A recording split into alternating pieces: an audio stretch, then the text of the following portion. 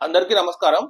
ముఖ్యంగా ఈరోజు దిశా పేపర్లోని news analysis ఒకసారి చూసినట్టయితే మొట్టమొదటిగా కేసీఆర్ చుట్టూ దయ్యాలు, అలాంటి వారితో బీఆర్ఎస్ కు నష్టం, కోవటలను పక్కన పెడితేనే పార్టీకి ఫ్యూచర్, ఆ లేఖ నేనే రాశా, పర్సనల్ ఎజెండా ఏం లేదు.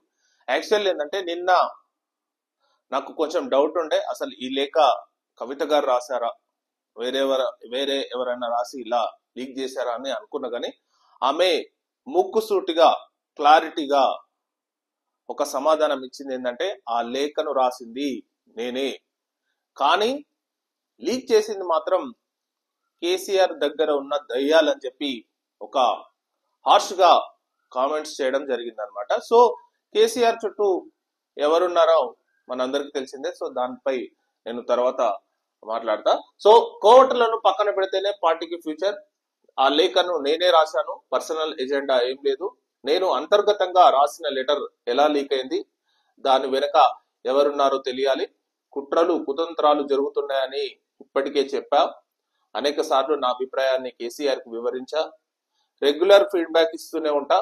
శంషాబాద్ ఎయిర్పోర్ట్ లో బీఆర్ఎస్ ఎమ్మెల్సీ కల్వకుంట్ల కవిత స్వాగతంలో కనిపించని గులాబీ లీడర్లు, జెండాలు. సో ముఖ్యంగా కవిత గారు ఒక లైన్ తీసుకున్నారు, ఇక్కడ నుంచి బీఆర్ఎస్ కాకుండా ఆమె సపరేట్ గా ఎజెండాతోనే ముందుకు వెళ్తారని నేను అనుకుంటున్నాను. ఎందుకంటే నిన్న ఆమె దగ్గరికి వచ్చిన కార్యకర్తలు గాని, లీడర్లు గాని, ముఖ్యంగా సామాజిక తెలంగాణ కోసం కొట్లాడుతున్న కల్వకుంట్ల కవిత గారి కల్వకుంట్ల కవిత ఎమ్మెల్సీ గారికి స్వాగతం సుస్వాగతం అని చెప్పి బ్యానర్లు రాయడం జరిగింది.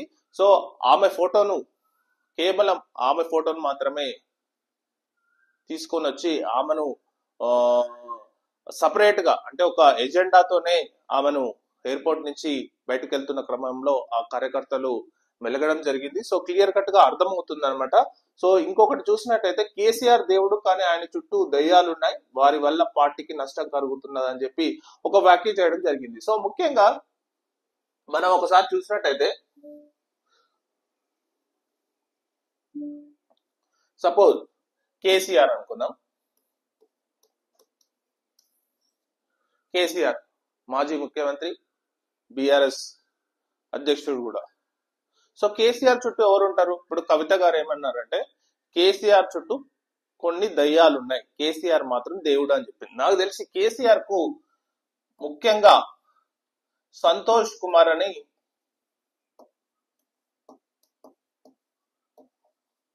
కేసీఆర్ కు మామూలుగా వాళ్ళు ఏమవుతాడంటే వాళ్ళ మరదలు, అంటే కవిత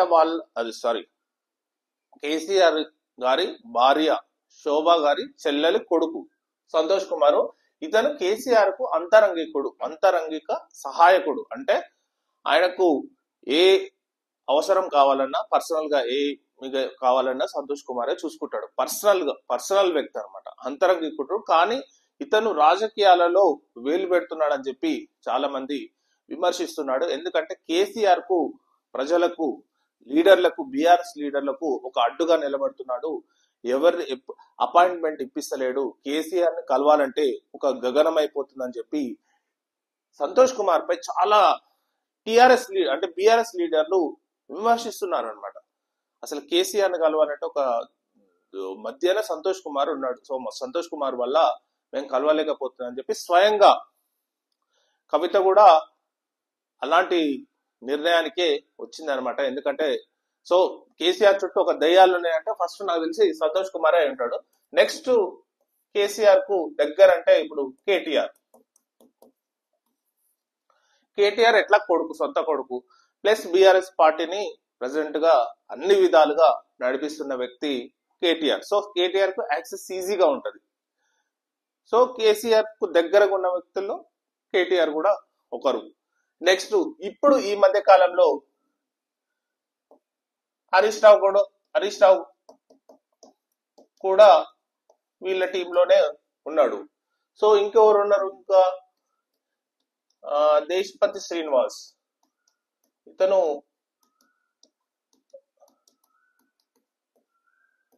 దేశపతి శ్రీనివాస్ వచ్చేసి కేసీఆర్ కు ఇదివరకు ముఖ్యమంత్రిగా ఉన్నప్పుడు ఓఎస్డీగా పనిచేసేది. సో సలహాదారు, ఒక రాజకీయ సలహాలు దారుగా ఒక దేశపతి శ్రీనివాసరావు ఉంటారు. సో ఇంకా కేసీఆర్ కి అంతగా ఇంకా దగ్గర ఉండేటోళ్ళు అంటే ఇంకా మేబీ ఇంకా వీళ్ళే అనుకుంటున్నాను నాకున్న నాలెడ్జ్ ప్రకారం. సో వీళ్ళు ఎప్పుడు కేసీఆర్ కు దగ్గరలో ఉంటారు. మరి కవిత గారు అన్నది వీళ్ళని దృష్టిలో పెట్టుకొని అన్నదా అనేది తెలియాలి. ఎందుకంటే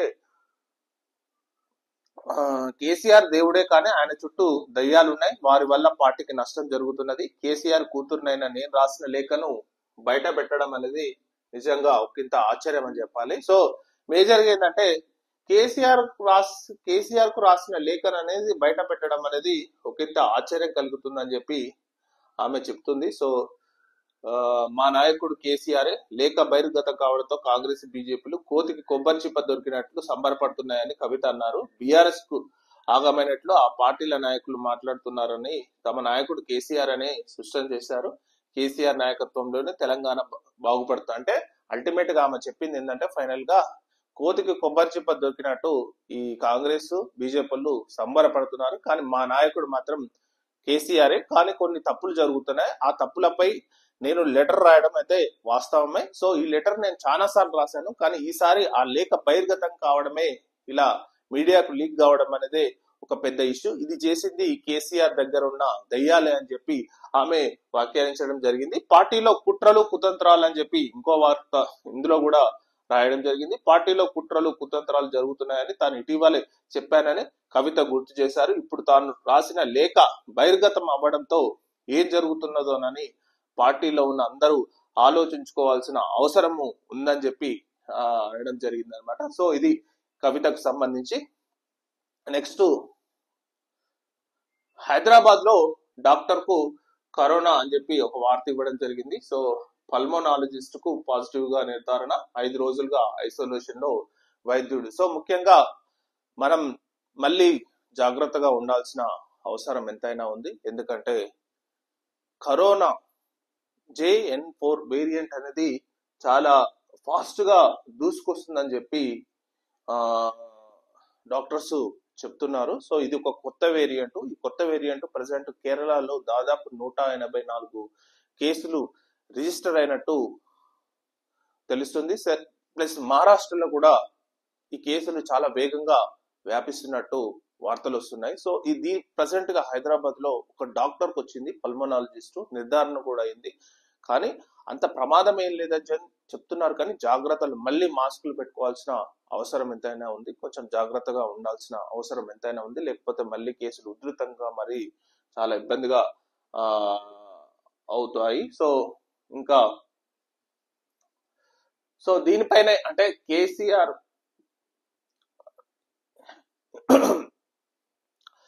ముఖ్యంగా ఈ విషయంలో అంటే కేసీఆర్ అంటే కవిత గారు రాసిన లెటరు, మిగతా విషయాలలో మనకు స్పందించడానికి ఇంకో కేసీఆర్ పక్కనే ఉన్న బొల్లు శివశంకర్ అన్న, ఇతని పేరు శివశంకర్ అన్న, బొల్లు శివశంకర్ అన్న, సంస్థ నారాయణపూర్ ఎక్స్ జెడ్పీటీసీ కూడా, ప్లస్ ఆసరా ఫౌండేషన్ నడిపిస్తున్న వ్యక్తి. అంటే ఆసరా అంటే పేదలకు ఏదైనా సహాయం చేయాలంటే ఆ ఫౌండేషన్ ద్వారా చేస్తుంటాడు. సో అన్న కవితకు చాలా క్లోజ్, చాలా అనుచరుడు, ప్లస్ తెలంగాణ జాగృతిని కూడా కవిత గారి తర్వాత అంతగా లీడ్ చేస్తున్న వ్యక్తి. సో అతను ఒకసారి ఈ విషయంపై మాట్లాడేందుకు ఒకసారి సిద్ధంగా ఉన్నారు. సో అన్నకు ఒకసారి ఫోన్ చేసి మరిన్ని విషయాలు అడుగుదాం.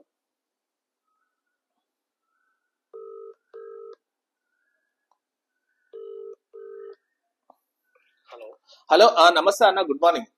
Good morning. నమస్తే అన్న. ఇది ఈ పేపర్ లో అంటే న్యూస్ అనాలిసిస్ పేపర్ లో ఒక వార్త అయితే ప్రముఖంగా ఉన్నది. సో మేడం కవిత నిన్న శంషాబాద్ ఎయిర్పోర్ట్ లో రావడం, సో అక్కడనే ఒక 5 minutes మాట్లాడడం జరిగింది. అందులో ఒక 2 వ్యాఖ్యలు అన్న. ఎందుకంటే లెటర్ రాయడం అనేది సాధారణమే, అంటే మేడం కవిత తన తండ్రికి లెటర్లు రాయడం సాధారణమే, కానీ ఈసారి లీక్ చేయడం అనేది ఒకంత నాకు బాధ కలిగిస్తుంది అని చెప్పి ఒక మాట అనడం జరిగింది. ఇంకోటి ఏంటంటే కేసీఆర్ దేవుడు, కానీ అతని చుట్టూ కొందరు దయ్యాలు ఉన్నారు, ఆ కోవట్ల వల్లనే ఈ పార్టీకి నష్టం కలుగుతుందని రెండో వ్యాఖ్య చేశారు. ఇంకోటి మూడో వ్యాఖ్య ఏంటంటే తెలంగాణ అంటే బీఆర్ఎస్ కు కేసీఆరే లీడరు, ఇంకా ఆప్షన్ లేదు, కేసీఆర్ నాయకత్వంలోనే తెలంగాణ బాగుపడుతుందని చెప్పి ఈ మూడు వ్యాఖ్యలు చేయడం జరిగిందన్న. సో మీరు కూడా ఈ నిన్న ఎయిర్పోర్ట్ కు వెళ్ళడం జరిగింది. సో దీనిపై ఒక్కసారి స్పందించండి అన్న. ముఖ్యంగా ఏంటంటే ఈ కేసీఆర్ దేవుడే, కానీ అతని చుట్టూ కొందరు కోవట్లు ఉండడం జరిగింది. సో దీనిపై మీరు ఎలా చూస్తారన్న? వాస్తవం చాలా సంవత్సరాల నుంచి కల్వకుంట్ల కవితమ్మ గారు తన తండ్రికి కొన్ని విషయాలు చెప్పాలనుకున్నప్పుడు నేరుగా చెప్తుంది. అదే విధంగా కొన్ని లెటర్ల ద్వారా కూడా తను కొన్ని విషయాలు చెప్తారనే విషయాన్ని కూడా బహిరంగంగా చెప్పింది. కానీ గోప్యంగా ఎవరికి తెలియకుండా రహస్యంగా చెప్పకూడదు అని తండ్రి తర్వాత తల్లిదండ్రులని లేకపోయిన తర్వాత మా లేక బయటికి ఎలా పోయింది అనేది కూడా సమాచారం చెప్పాల్సిన అవసరం ఉంది. ఎందుకంటే చుట్టూ కేసీఆర్ గారి చుట్టూ ఎవరుంటున్నారు, ఎందుకు లేక బయటికి పేపర్ టీవీలకు ఇవ్వాల్సిన అవసరం వచ్చింది. దట్టు ఏంటంటే అదొక కాంగ్రెస్ రన్నింగ్ ఛానల్ కు మొట్టమొదటిగా నేను చూడడం జరిగింది. ఆ లేఖను కాంగ్రెస్ మీడియానే, ఒక కాంగ్రెస్ సంబంధించిన మీడియా మొట్టమొదటిగా లీక్ చేసింది. సో ఆ మీడియాకు ఎట్లా వచ్చింది అనేది ఒక పెద్ద ఆశ్చర్యం అన్నమాట. నేను ఏమంటున్నా, మీరు చెప్పేది కూడా వాస్తవమే. కాంగ్రెస్ పేపర్ పోయిందా, ఏ పేపర్ పోయిందా అంటే కాంగ్రెస్ పార్టీ పోయిందంటే కేసీఆర్ చుట్టూ వ్యక్తులు కాంగ్రెస్ పార్టీలో కోరుతున్నారా? అదే మనం ఆలోచించుకోవాలి ఎప్పుడు కూడా. తన కుటుంబ రహస్యం, అందులో వాస్తవాలు కూడా ఎటువంటి తప్పులు ఉండవు. కేవలం కూడా బీఆర్ఎస్ పార్టీ కార్యకర్తలుగా వాళ్ళు పడే బాధలని మనిషిని చెప్పింది. ఎక్కడ కూడా ఎవరి మీద వ్యక్తిగతంగా అభిప్రాయం చెప్పలేదు. అలాంటి లేఖని బహిరంగ చేయాల్సిన అవసరం వచ్చింది. ఏమంటున్నా, తను రాయడం తప్పైతే ఏం రాసింది అందులో? తప్పు రాసిందా? ఏం రాలేదు అంటే కొంచెం ఇప్పుడు మామూలుగా ఇక్కడ బీజేపీ పై మాట్లాడలేదని ఒక వ్యాఖ్య చేసింది. ప్లస్ 42%. అవును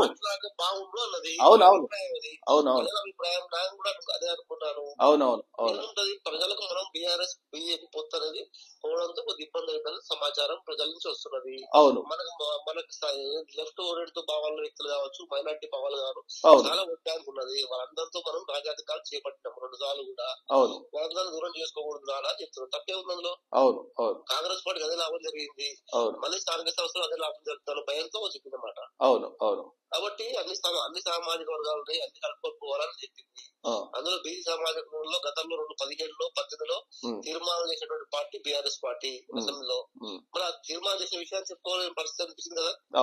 బహిరంగ సభలో లక్షలాది మంది బీసీలో వచ్చినటువంటి సంఖ్యలో సగం పైన జనాభా వచ్చింది. అందులో కూడా వాళ్ళకు కూడా సమాజం చెప్పుకోవాలి, మేము ఉన్నాం, మీకు అదేపడద్దు, బీఆర్ఎస్ పార్టీ గతం నుంచి ఇప్పటి వరకు మేము బీసీల పట్ల పోరాడుతున్నాం అని చెప్పాల్సిన బాధ్యత ఉండేది తన అభిప్రాయం.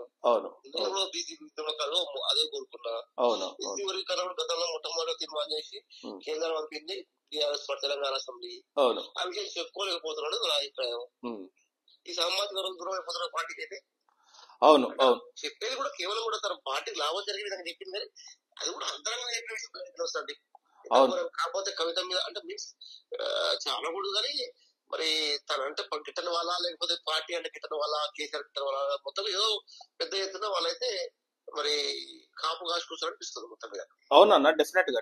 ఎందుకంటే ఇంత లేఖను బహిరంగ పరచడం అనేది దట్టు మేడం కవిత గారు కూడా నిన్న చాలా బాధతో అనడం జరిగింది. ఎందుకంటే కేసీఆర్ దగ్గర అంటే నేను తన కూతురునై ఉండి ఇలా నేను అంతరంగికంగా రాసిన లెటర్ ఇట్లా బయటకు రావడం అనేది ఒకంత ఆమె కూడా చాలా బాధపడింది. ఇంకోటన్నా, కవిత గారు నేను ఈ మధ్య కాలంలో చూస్తున్నది ఏంటంటే, మీరంటే ఎప్పటి నుంచో చూస్తున్నారు. సో మేడం కవిత గారు ఈ మధ్యన సామాజిక తెలంగాణ అంటే ఒక భౌగోళిక తెలంగాణ రావడం జరిగింది, కానీ సామాజిక తెలంగాణ తెచ్చుకోవడంలో కొంచెం విఫలమయ్యాం. ఆ దిశగా ప్రయత్నించాలని చెప్పి అంటే సబ్బండ వర్గాలు ఎవరైతే భూమి లేని వారైనా, నిరుపేదలైనా, కార్మికులైనా, రైతులైనా, సో వీళ్లకు నిరుపేదలకు సమానంగా ఈ తెలంగాణలో ఫలాలు అందాల్సిన అవసరం ఎంతైనా ఉందని చెప్పి కవిత గారు అనడం జరిగింది. సో ఆ దిశగా కవిత గారు ప్రయత్నిస్తున్నారు కూడా. సో మీరు ఈ విషయంపై ఒక్కసారి స్పందించడా?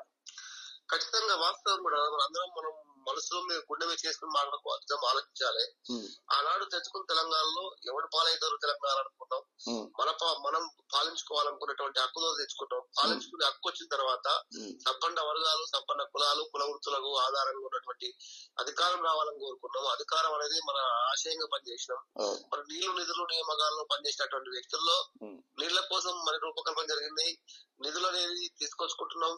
మరి మన వచ్చినటువంటి అన్ని భాగాల్లో సమగ్రంగా సామాజికంగా అన్ని వర్గాలకు అందాల్సిన హక్కులు రాలేకపోయే బాధ వేసింది. నేను కూడా బహుజనుగా బీసీ వాదిగా మరి అట్టడు వర్గాల కులాల వారిగా ఖచ్చితంగా చెప్తున్నాం, తెచ్చుకొని తెలంగాణలో సామాజిక తెలంగాణ రావాల్సిన అంశం అనేది పూర్తి కాలేకపోయిన బాధ మాలో ఉన్నది. ఇప్పటికి కూడా కొంతమంది వ్యక్తులే ఎక్కడ ఏ రంగం వాడుతుర్రో, ఏ పార్టీ వాడుతుర్రో, ఏ రోజుకు ఎప్పుడు వస్తుందో తెలియదు, వాళ్ళు అందరం ఎక్కి ఫైట్ చేయబోతున్నారు అనిపిస్తున్నది. సామాన్య కార్యకర్తలు మరి అట్టడుగు వర్గాలే ఉన్నాయి. కుల వృత్తులకు ఇంకా ఆద్యం పోయడం అంటే ఎక్కడ కూడా సహకారం అందించే పరిస్థితి కనిపించట్లేదు. కానీ ఉన్నవాడే మారిపోయాడు, లేని వాళ్ళు లేని వాడే కదా. అవునన్నా. సో డెఫినెట్ గా ఆ దిశగా మీరు మీ అంటే కవిత గారు కానీ మీరు కానీ ఖచ్చితంగా ఆ దిశగా అంటే సామాజిక తెలంగాణ అంటే ఈ తెలంగాణ అనేది కొందరిది కాకుండా అందరి తెలంగాణ సంబంధ వర్గాలుగా ప్లస్ ఎందుకంటే ముఖ్యంగా అణగారిన వర్గాలకు ఆ ఫలాలు అందేటట్టు కృషి చేయాలని మేము కూడా కోరుకుంటారన్నా. ఫస్ట్ ఆఫ్ ఆల్ నీకు చాలా థ్యాంక్స్ అన్న. మీరు ఎక్స్ జెడ్పీటీసీ సంస్థ నారాయణపురం మీకు ఎంతో ఆసరా ఫౌండేషన్ గా మీరు ఎంతో సేవా కార్యక్రమాలు చేశారు. సో ఈ మధ్య ఎప్పటి నుంచో మీరు తెలంగాణ జాగృతికి సంబంధించి కవిత గారితో ఉన్నారు. సో మీ ఆశయం అనేది చాలా మంచి ఆశయం. కవిత గారి ఆశయం కూడా సామాజిక తెలంగాణ ఆశయం అనేది చాలా మంచి ఆశయం. ఆ దిశగా మీరు సక్సెస్ఫుల్ కావాలని నేను మనస్ఫూర్తిగా కోరుకుంటూ థ్యాంక్ యూ వెరీ మచ్ అన్న. సో ఇదండి మేజర్ గా శివశంకర్ అన్న ఎక్స్ జెడ్పీటీసీ సంస్థ నారాయణపురం. అతను లైన్ లోకి వచ్చి మనకు మరిన్ని విశేషాలు చెప్పడం జరిగింది. సో ఇదండి మేజర్ గా news analysis. Thank you very much.